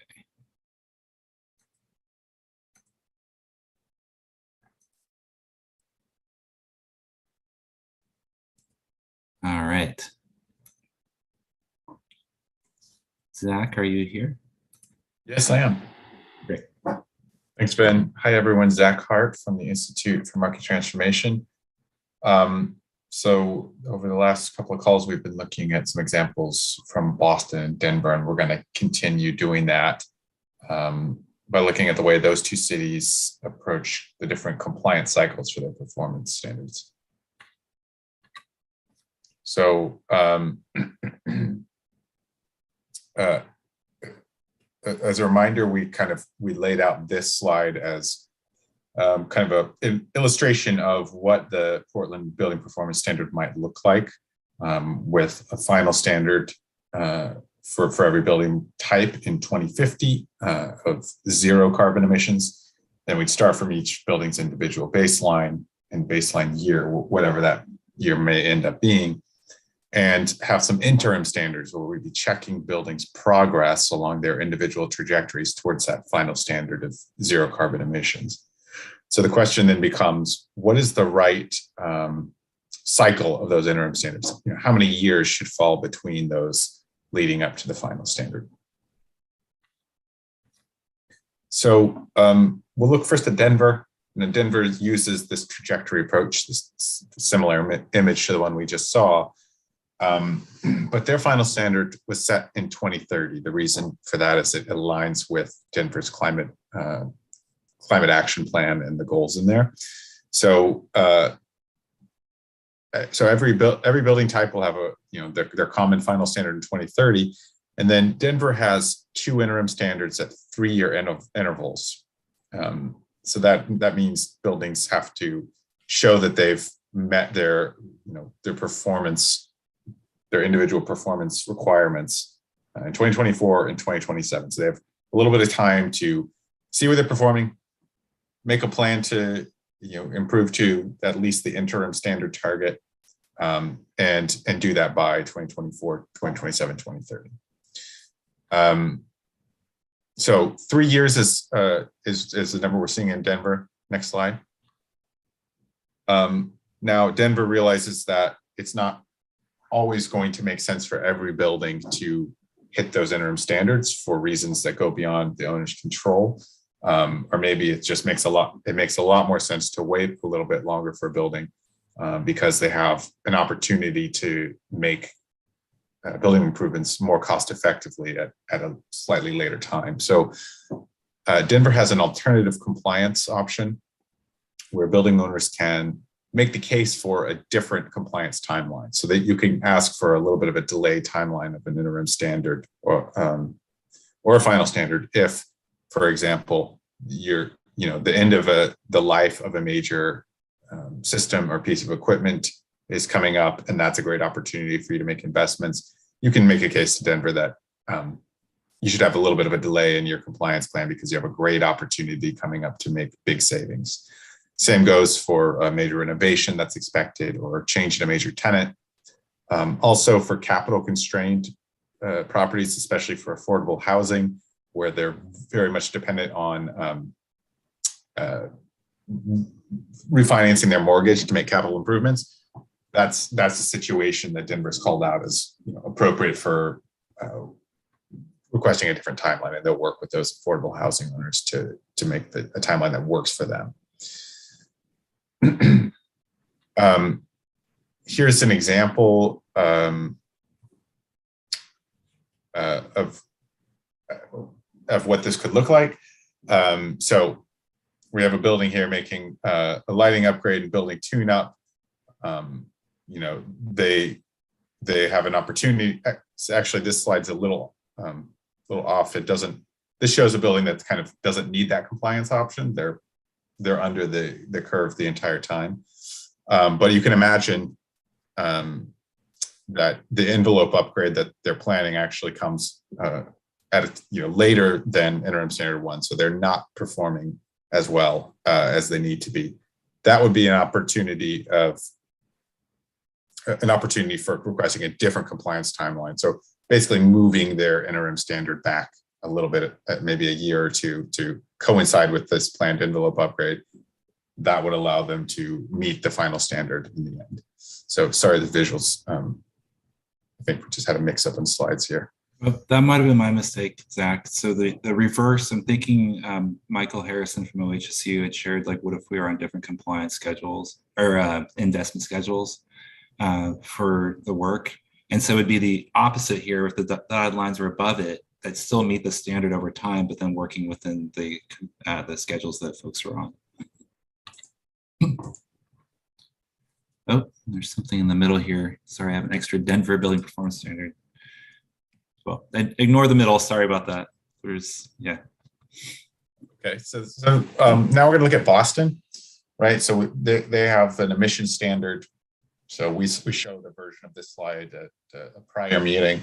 You can see the building uses, and then going across the chart, you can see the emissions limits per square foot for every building use type going out to 2050. So in 2050, every building has to be at 0 greenhouse gas emissions, right? And what you'll notice is every 5 years, the emissions per square foot limit goes down. So effectively, we're talking about a 5-year compliance cycle for Boston. So starting in 2025, if your building is an assembly use type, you can only emit 7.8 kilograms of CO2 equivalent per square foot per year. So 2025 is effectively the first year of your kind of compliance, and you'll be checked on that every year up to 2030, when you need to be doing even better. You need to be doing 4.6 kilograms CO2 equivalent per year. I see a hand up from Nina. Hi there, Zach. Hey, I just was wondering, Do we worry about double taxation on some of these buildings around their CO2 emissions in the sense with the CPP? Your utilities are going to be responsible for paying a tax on that usage, and then the building owner also will be paying it. That seems duplicative. That might be a question for someone more familiar with the CPP. Well, yeah, so could you clarify the CPP, Lana? That's the state climate protection plan that is going to cover everybody and everything. Yeah, so that we aren't proposing a tax at this time. And so this would be a cap. So that could be different. I just was wanting to make sure that we're not, you know, that you've got that in mind, that these emissions are already going to be taxed at a state level. At the utility level. Exactly. Yeah, thank you for that. Yeah. And so we're not proposing a tax, but a cap, and then compliance. And we'll talk about what is the non-compliance consequence too. There's another question. Oh, thanks. This is Nora with OAC. I just wanted to clarify Nina's comment that the climate protection program doesn't impose a tax on utilities. It's rather just a mandatory emissions reduction requirement to reduce emissions that are covered under the program 50% by 2035. And we will have to pay for compliance things for those over the cap. Am I correct? For emissions that are above the cap that you're not able to use alternative compliance, the community climate investment credits for, but you're not paying for compliance instruments. So just anything that, if any emissions above the cap. Well, that thank would you, be and I think required. Sorry, it sounds like that's something we should dive into to make sure we're not, you know, like you said, like having a double cap. I would hope that this would be complementary to help the utilities meet their cap, but let's look into that more. I'm glad you brought it up.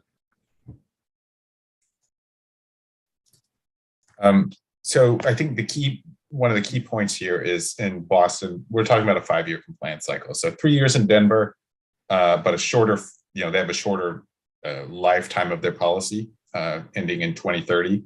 Although Denver does have the option to extend that, their building performance standard. But for now, it ends in 2030.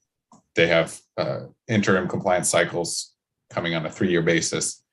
Boston, we have a much longer lifetime of policy going out to 2050, and essentially 5-year compliance cycles, meaning the stringency or the strictness of the limits gets stricter over time every 5 years. All right, thanks, Zach. Why don't we go ahead and I'll stop sharing. And when I send out the PDF, I will remove the Denver overlay there.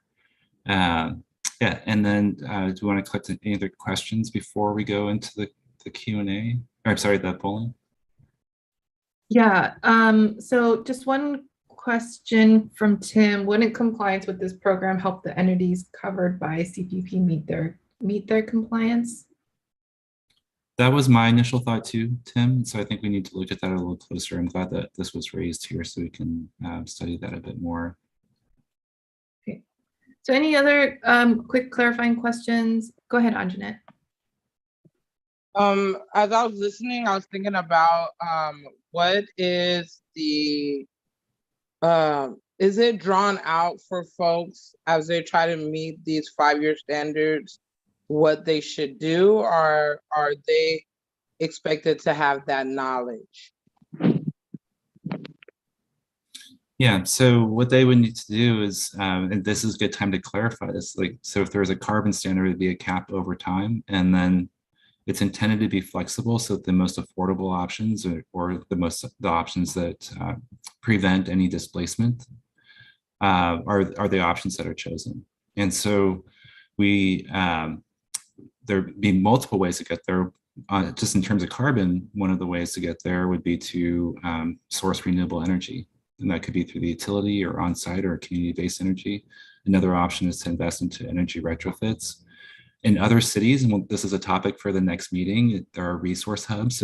It's a third party independent of the city, as well as independent of the energy service community. So the contractors that would then guide folks. And I heard this, I believe it might've been our group chat, our group discussion, but definitely in my small group of the need to help folks make those decisions. And it's not just energy though, there's also on the health piece. So thinking about indoor air quality and making good decisions around that. They might be prescriptive and it's something that we would want to try to resolve, but if it's performance-based like carbon, then be a coach to help make those decisions too.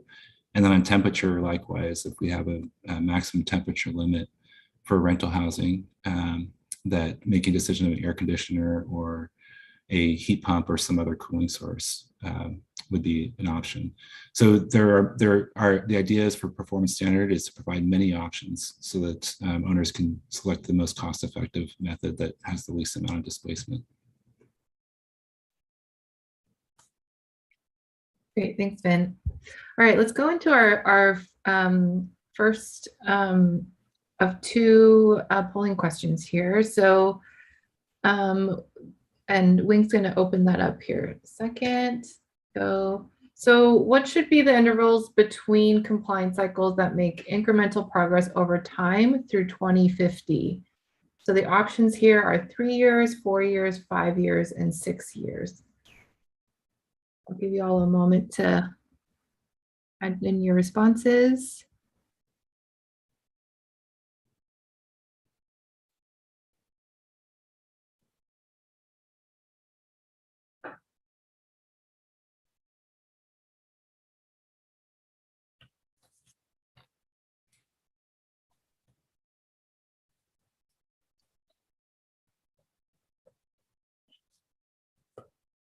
Give you another minute or minute here.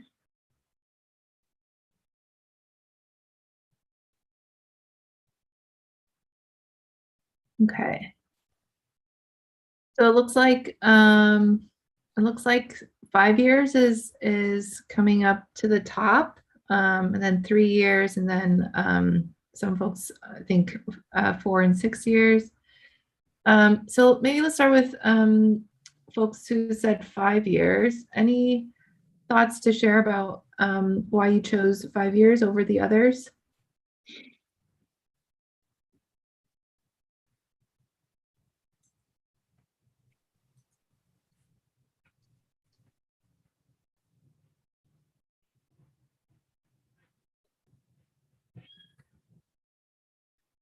Debbie said it seems memorable.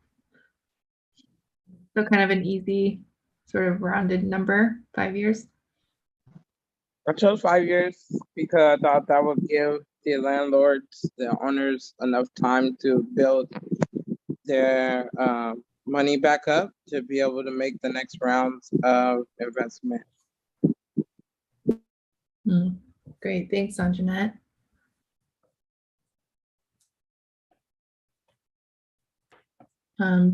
I just want to recognize some comments in the chat here. Molly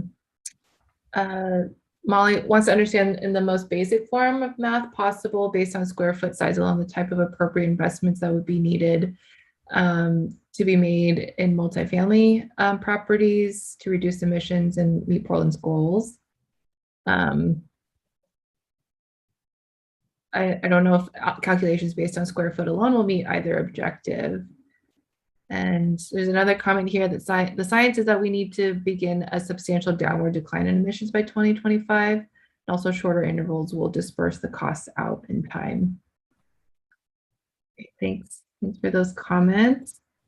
Anyone for folks who chose 3 years, any thoughts on why you chose 3 years over the others that you want to share?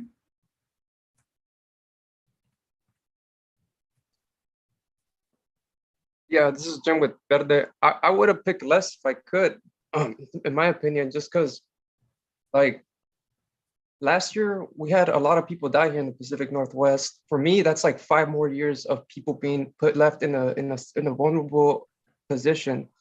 And I think we need to do more, especially we're offering incentives for people to do that. We need to like start yesterday. Thanks, Jim. So I'm hearing some sense of urgency there. Nora, go ahead.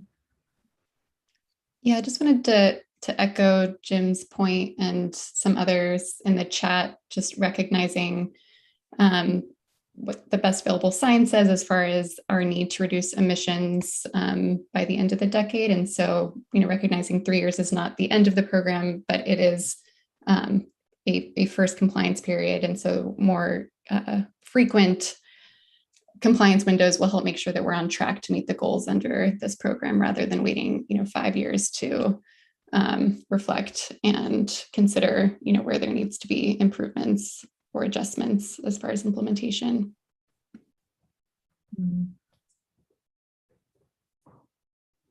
Great, thanks, Nora. All right, any other thoughts from others, folks who chose 4 or 6 years? Any other thoughts that folks want to share about your choices? This is Michael with OHSU. I think I had a hard time really selecting because it's difficult to know when the logical timing will be between now and 2050 to do which improvements. It might be that making a major improvement 2 years from now and then another one 16 years from now might make a lot more sense than doing them every 5 years. So for me, it was just a bit of a guessing game what to do for intervals. Great, thanks, Michael. And I'm seeing some agreement there in the chat from Tim as well. Any other thoughts before we move on? Appreciate all the feedback so far. Okay, so let's move on to our last polling question. So this last one, we'd like to ask, when should the first compliance cycle start? So the options here are 2024, 2025, 2026, and 2027. To Jim's point, yesterday would be nice in there, but I think we need to be realistic. And the polls are to prompt discussion too. So please do contribute through the discussion. And the establishing baseline, I would point out, is for commercial is much easier if we are looking at a 20,000 square foot threshold because the baseline already exists. For multifamily residential, we don't have that baseline yet. Can I ask a clarifying question? When you mean when should the cycle start, do you mean when should they have met their first benchmark, or when does reporting start? Okay. Thanks for asking the question. Yes, that's right. So we need a baseline year and then start the first compliance cycle. So does that clarify that? But this is for baseline year? No, the first compliance cycle. So Okay. For instance, we have 4 years of baseline for commercial, but there will be some time needed, one, to continue to craft an ordinance based on feedback today and continued stakeholder engagement. And then it does need to go to city council, of course, right? And then after that, we need to write administrative rules. And some of those details about administrative rules would be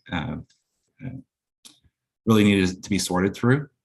So this would be like every year or between every compliance cycle, we'd update the administrative rules to set the new caps or new targets for the other health and resilience standards. And so 2024, I think, is the nearest timeline that we think is feasible with the city to actually have a requirement to do something to reduce carbon emissions. So it looks like 2024 and 25 are coming up top here. Any other thoughts to share on for folks who chose 2024 and 25? Debbie, I see you unmuted yourself. Go ahead. Yeah, I didn't want to be too talkative here, but one thing to consider is that the EPA has shared its final rule on low global warming potential refrigerants being used in HVAC. A lot of these upgrades are going to require HVAC upgrades, and whatever we can do to, manufacturers are just now beginning to produce equipment that has the low global warming potential refrigerants, and making sure that this is timed with the availability of equipment that has that, and then requiring it would have a doubly positive impact. Thank you for that, Debbie. And just as a reminder to folks, so when we say carbon emissions, we're referring to carbon dioxide equivalent emissions. So that includes methane, as well nitrous oxides, as well as Debbie mentioned, the refrigerants that are, if you remember from the presentation 4 weeks ago, it's a long ways ago, 10,000 times or more the potential of carbon dioxide. And so refrigerants that leak, if they leak, do have a very high global warming potential. I wasn't aware of that. Thank you.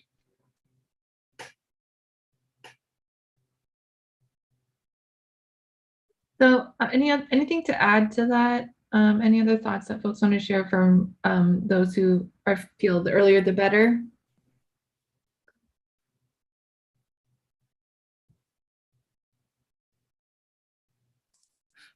This is JP from Unico. I don't have a comment around 2024.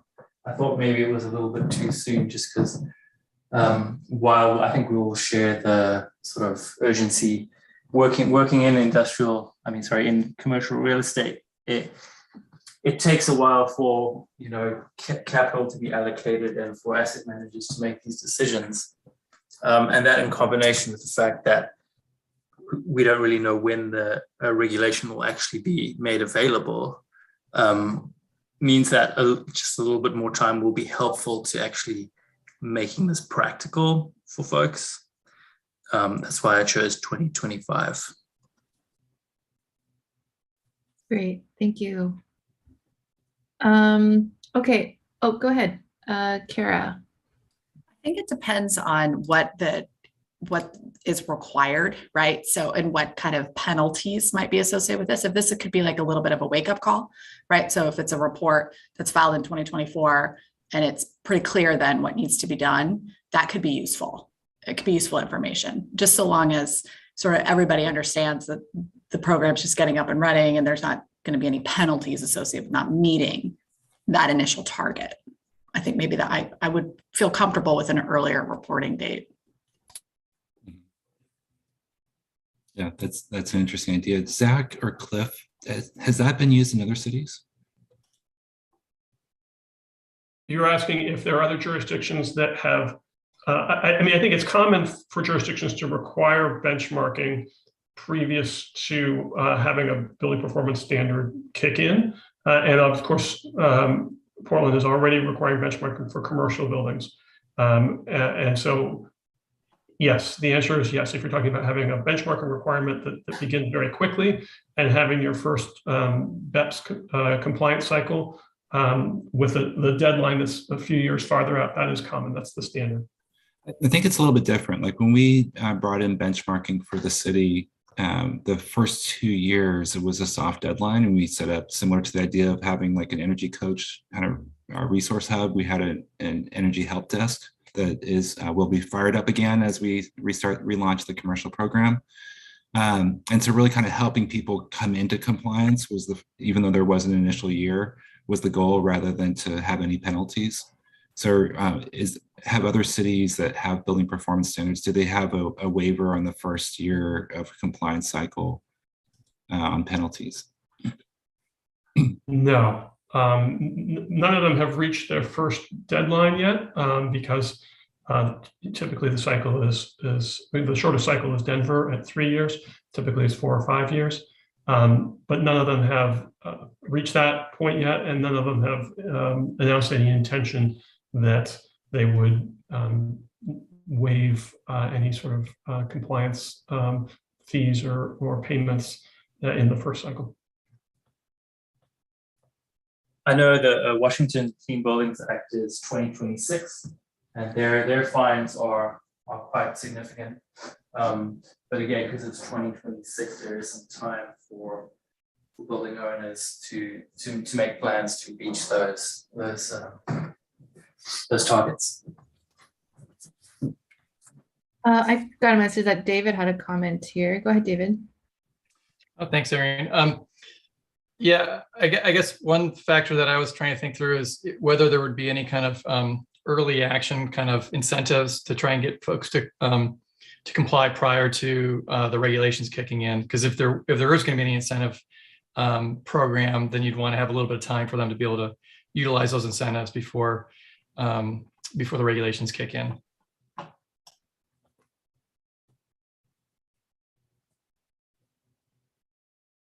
Yeah. Sorry, maybe Cliff, go ahead. I think many of you may know that Washington State does have early compliance incentives. Initially, they provided 80 million to utilities for the purpose of paying building owners that complied before they were with the building performance standard before they're required to do so. And then they added new money to that when they expanded it. So I think it's now 150 million that the utilities have for that purpose. It's interesting. All right. So Cliff, we have not talked about Washington standards as much. They're energy-based standards. We really focus more on cities. We have a little bit of time here. I was wondering, would either you or Zach like to kind of share the Washington story? I know they've had a law in the books for a long time, but now they're kind of in the implementation phase this year.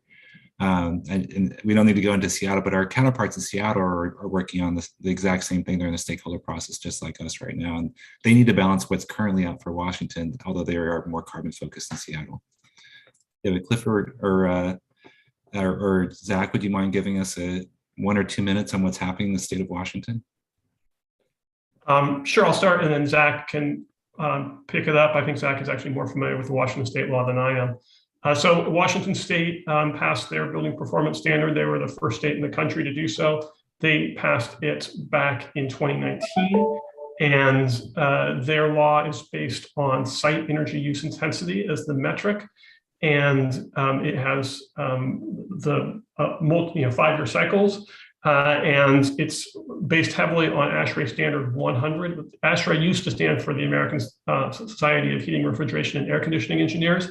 And then they just dropped that longer name. I mean, they call themselves ASHRAE, but they're the folks that write standard 90.1, which is widely used for designing buildings and it's referenced by building codes.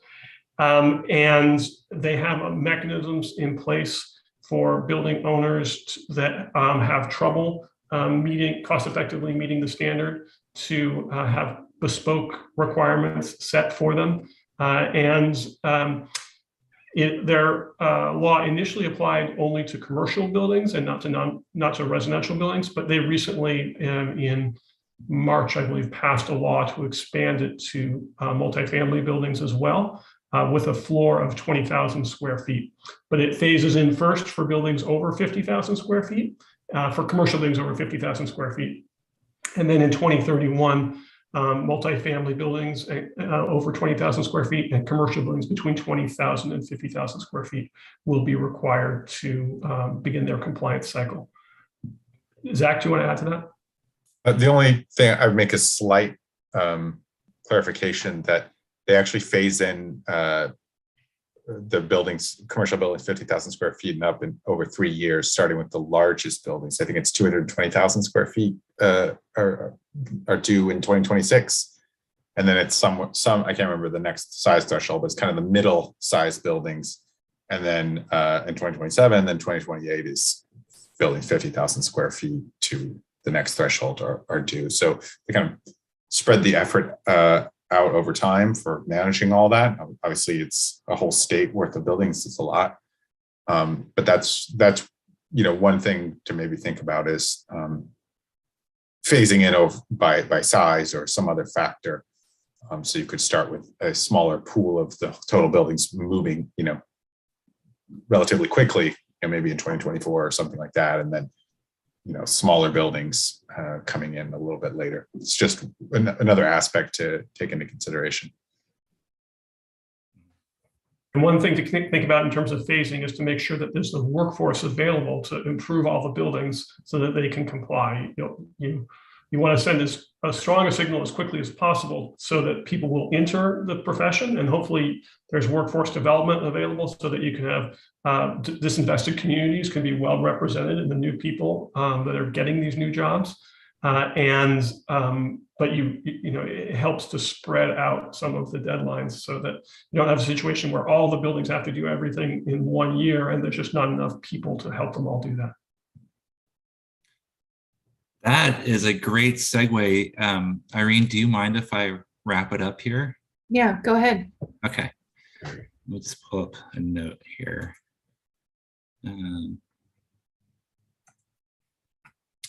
All right. Okay, so next steps. We do have a combined meeting with the tenant working group, so it'll be a broader group of folks. As a reminder, that is also going to be online on Zoom. And initially, I was really hoping that this would be an in-person event where folks that might normally connect with each other would have a chance to build some relationships over lunch. We'd break some bread, watch some inspirational videos, and we talk about workforce development. I think something that we can generally agree on is a great thing to plan for, as Cliff just mentioned, as well as the resource hub. So how can the city provide other assistance besides financial assistance to help people figure out how to make these changes in their buildings, or how to select renewable energy and think about those cost considerations. So that is still on the agenda. Today, we did not get to enforcement, and maybe more of a contentious discussion, but let's do that with the tenant working group. I think the next tenant working group meeting is a week from now, and I think similar to today, there's a lot to discuss, and so we'll create some more time within their space, and then we'll all come back together and go through the topics of enforcement, workforce development, and resource hubs or other resources that could be helpful. We'll learn from other cities again. IMT will be here. I will ask them to share a bit on what resource hubs do in other cities, how they're funded, and maybe some questions in there too about just general funding of a program. So there is more to come, and I hope that everybody can join us on June 8th. If not, we will have a video recording available. And then also at the June 8th meeting, I'll be sharing next steps as we move forward. There are some unresolved questions that were raised. Some of them were today, I think, around the first questions around cost and anti-displacement. Some of the other questions that are unresolved was where to land that temperature limit. You might remember, or actually, I think that was the tenant working group where we looked at like what temperature is appropriate for rental housing. And we looked at limits that already exist within Washington, D.C. and Dallas and Phoenix, and used those as kind of two ends with a lot in the middle in a pole. And it landed at the two ends, sorry. And there's a lot of, I think there's more to explore there. Another area is indoor air quality.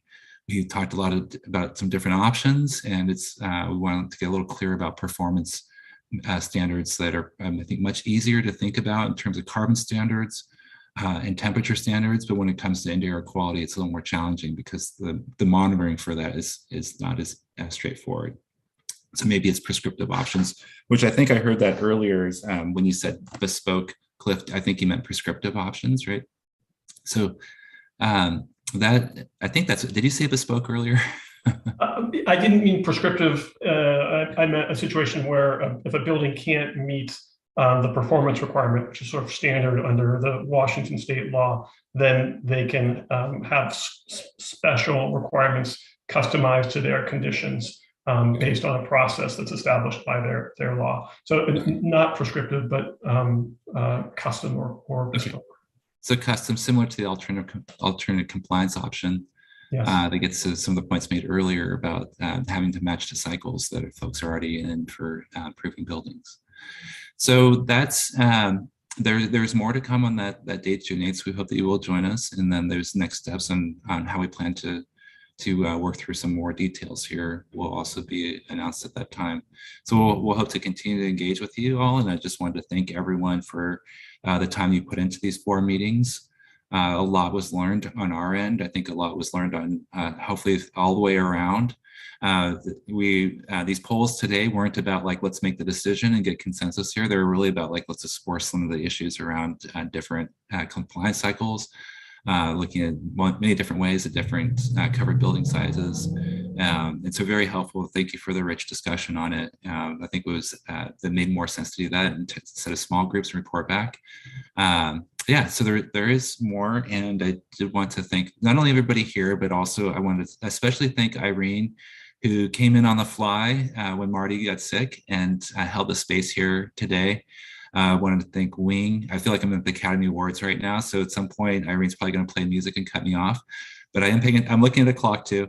I wanted to thank Wing Grabowski, who's a longtime colleague of mine at the Bureau of Planning and Sustainability, and is one of the most organized people I know, and really made this whole effort go seamless online. And I wish we could actually be in person and really have side discussions together and just feel like there's more time, I think, especially within our spaces. So thank you, Wing. And then I wanted to thank our BPS staff who have been supporting this project all along the way, but especially in these last few months. It's a very large effort to launch stakeholder engagement and to meet with you all in this format. So then lastly, I wanted to thank the Build Shift team who has contributed to the policy concept leading up into the stakeholder working groups and really thinking about how do we center ourselves on anti-displacement. And I think we learned a lot more about that. So thank you to the many folks that contributed to thinking about relocation and not displacing folks and trying to prevent relocation and ideas like that. So yeah, thank you everyone. And we hope to see you in 2 weeks with the tenant working group members. We'll have some inspirational videos in there too, some inspiration. So if the other stuff sounds too wonky, come out for the inspiration. All right, and we'll end 1 minute early for a change. All right, thanks everyone. Great, thanks everybody. Have a great day. Bye.